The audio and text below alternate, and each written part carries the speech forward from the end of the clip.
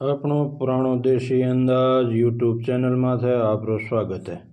एक प्रसंग है भगवान श्री कृष्ण और ब्राह्मण सुदामारो। शीर्षक है स्वार्थ और झूठ रूप परिणाम। नागा नागर बेल पसरे ज्यां फूले नहीं, बाल तनेरो नेव टूटे ज्यां भूले नहीं। नागा नवलो नेव जन तणसा कीजे नहीं, ले लेवे परायो छे आप तणो दीजे नहीं। दृष्टांत है, जब भगवान श्री कृष्ण अपने अग्रज बलराम के साथ सांदीपनी ऋषि रे आश्रम गुरुकुल गए तो सुदामा नाम एक ब्राह्मण बालक जो पहले से ही वहाँ था उनका स्वागत किया। बोला, गुरु भाइयों आपका स्वागत है, इस कुटिया में मैं रहता हूँ, बगल में ही आपका आसन तैयार है। वो जल ले आया, उन्हें पिलाया और बताया, गुरुजी बड़े दयालु है, गुरुकुल में इतने छात्र रहते हैं, आप लोगों से मिलकर मुझे खुशी हुई। किसी प्रकार की कोई आवश्यकता हो तो कहने में संकोच मत करना।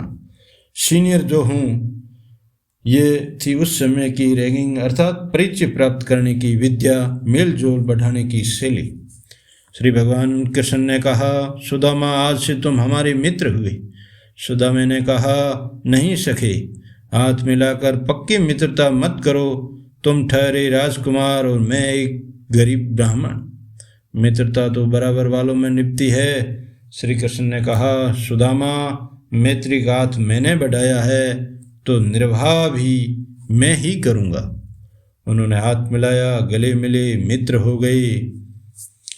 एक बार गुरु माता ने जंगल से लकड़ियां लाने श्री कृष्ण के साथ सुदामा को भेजा। नाश्ते के लिए 2 मुट्ठी चने दिए कि आपस में बांट कर खा लेना। जंगल में प्रवेश करते ही मूसलाधार वर्षा होने लगी। तूफानी हवा और ठंडक के दिन। एक वृक्ष पर श्री कृष्ण, दूसरे पर सुदामा ने आश्रय लिया। सुदामा को भूख लगी तो 2 चना मुंह में डाल दिया। भूख में वो इतना स्वादिष्ट लगा कि अपना हिस्सा खा गई। भूख और जोर पकड़ने लगी तो सोचा कुछ और खा लूं। क्या श्री कृष्ण ने चने गिन रखे हैं? तो एक एक करके जब चने का अंतिम दाना मुंह में डाल लिया तब श्री कृष्ण ने पूछा, सुदामा गुरु माता ने चने दिए थे? सुदामा ने कहा, भैया मैंने तो दोनों हाथों से पेड़ पकड़ रखा है, लगता है चने कहीं गिर गए।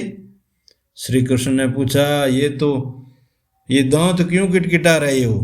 सुदामा बोले, भैया दुर्बल ब्राह्मण हूँ, ठंड जो लगी है। श्री कृष्ण ने कहा, ठीक है सुदामा, आज से मेरा एक मुट्ठी चना तुम्हारे ऊपर रण रहा।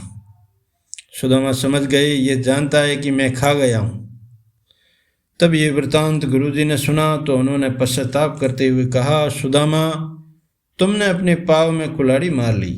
ये तो भगवान के विशुद्ध अंश स्वरूप है, हम लोगों को कृतार्थ करने आए हैं। गुरुकुल प्रवास के समय 64 दिनों में ही श्री कृष्ण ने सारी विद्याओं में पारंगत हो गए। गुरुकुल से विद्या होने के बाद श्री कृष्ण तो द्वारिकाधीश बन गए और सुदामा हो गए दरिद्राधीश।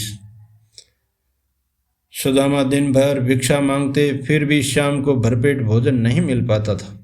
बच्चे भी आधा पेट खाकर सो जाते थे। सुदामा की वृद्धावस्था आ गई।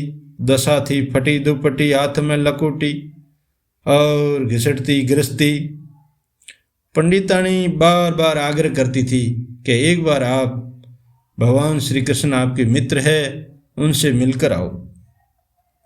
अपने बाल सखा श्री कृष्ण से एक बार तो मिल ले, शायद दरिद्रता दूर हो जाए। सुदामा चल पड़े द्वारिका की ओर। ज्यादा पंडितानी के कहने पर एक दिन सुदामा चल पड़ी द्वारिका की ओर। साथ में थी 3 मुट्ठी चने की पोटली। श्री कृष्ण वियोग में सुदामा भूखे प्यासे चलते चलते पहुंच गए द्वारिका। द्वारपाल से, भैया श्री कृष्ण से बता दो कि बाल सखा सुदामा आए हैं।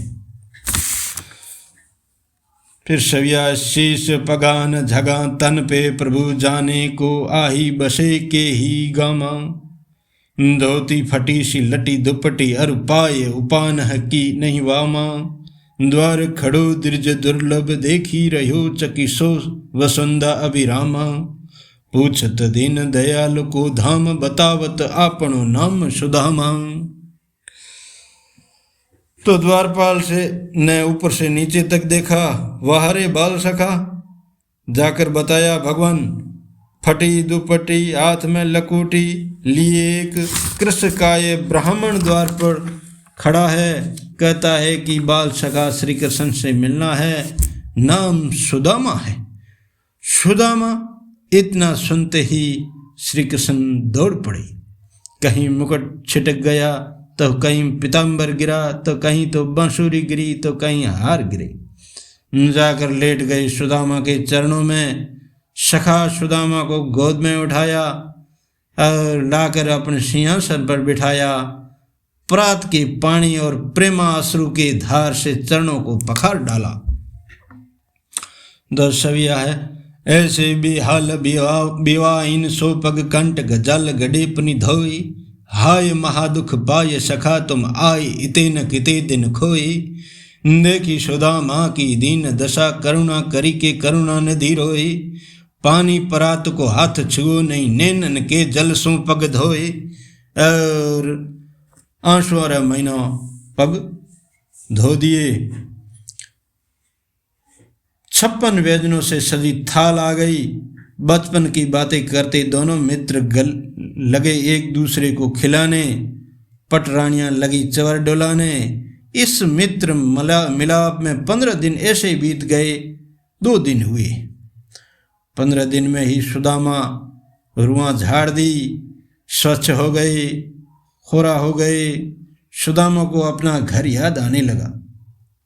किंतु बाल सखा श्री कृष्ण के अनुरोध पर 15 दिन और रुक गए। विदाई की बेला आ गई। भव्य रथ पर बिठाकर चक्रवर्ती नरेशों की तरह मित्र सुदामा को नगर का भ्रमण कराया, लेकिन वेशभूषा वही रही। फटी दुपट्टी, हाथ में लकूटी। रुक्मिणी सहित पटरानियां चवर डुला रही थी। श्री कृष्ण चरण सहला रहे थे। द्वारिका से 2 कोस आगे तक जाकर श्री कृष्ण ने बाल सखा सुदामा को शंख ध्वनि के साथ एक महाराजा की तरह विदा किया और राज परिवार द्वारिका लौट आया। सुदामा जब अकेले पड़े तो बहुत झलाए। सुनहली साड़ियों का अंबार लगा था। 4 साड़ी अपनी भाभी को दे देता तो क्या फर्क पड़ता। और अकेले में बातें करने लगे। मेरी दुपट्टी तक नहीं बदली, धन संपदा को की तो बात ही छोड़ दो। इतने में अपनी पोटली याद आई। देखा तो 3 मुट्ठी की जगह 1 मुट्ठी चना ही बचा था। सुदामा चिंतित, लो पठा 2 मुट्ठी वो भी खा गया। भूख में तो 2 मुट्ठी बहुत महत्व रखते हैं। लगे बन बनाने। ये पंडितानी ही पीछे पड़ गई। जाओ जाओ बाल सखा से मिल लाओ, दरिद्रता दूर हो जाएगी। हुई तो दरिद्रता दूर। साला 2 चना वो मुट्ठी वो भी खा गया। नहीं तो मैं क्यों जाता। मैं तो बचपन से ही जानता था कि ये छलिया है। सुदामा का प्रायश्चित पूरा हो चुका था। बन बनाते जब वो घर पहुंचे तो घर ही गायब। बोले, प्रभु मेरी झोंपड़ी कहाँ गई। दृष्टि घुमाई तो देखा कि एक भव्य महल ठीक वैसा ही जैसा द्वारिका में था। सुदामा हैरान परेशान, किसका महल है, इतनी जल्दी कैसे बन गया। लेकिन मेरे बाल बच्चे कहाँ गए, पंडितानी कहाँ है। इतने में वस्त्र आभूषणों से लदी, सलही श्रृंगार किए पंडितानी झरोखे से झांकी। सुदामा देखते रह गई। वही रुक्मिणी जी का वस्त्र श्रृंगार, वही कौस्तुंभर मणि, वही गले में हार। हर्षित पंडितानी दौड़ी दौड़ी आई, सुदामा को गोद में उठाया, महल में ले गई।